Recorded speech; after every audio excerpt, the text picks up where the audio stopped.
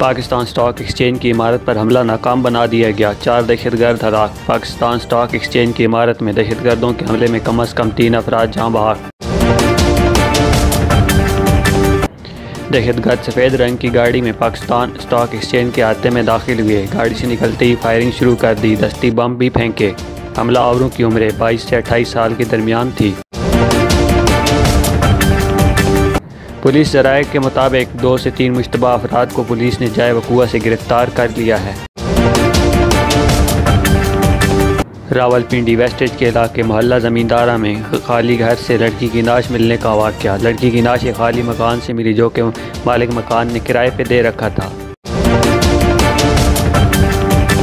मालिक मकान रब नवाज के मुताबिक मकान गुज़िश्ता 2 माह से ज़ायद अरसे से खाली था। तफ्तीशी अफसरान और फोरेंसिक टीमें मौके से शवाहिद इकट्ठे कर रही हैं।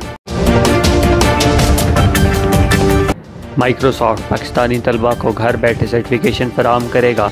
HSE से तय पाने वाले मुआहदों के तहत रजिस्टर्ड होने वाले तलबा को बिला मुआवजा सर्टिफिकेशन फराहम की जाएगी।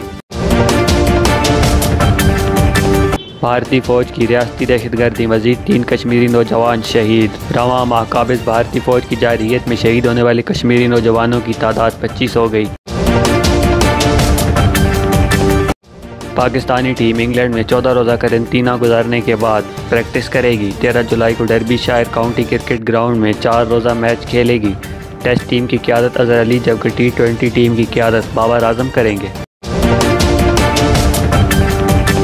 अमीर तरीन भारतीय क्रिकेट बोर्ड के बेशतर डोमेस्टिक क्रिकेटर्स मुआवज़ों के लिए रुल गए। मुंबई, महाराष्ट्र, बेंगलुरु की कई टीमों को मैच फीस नहीं मिली।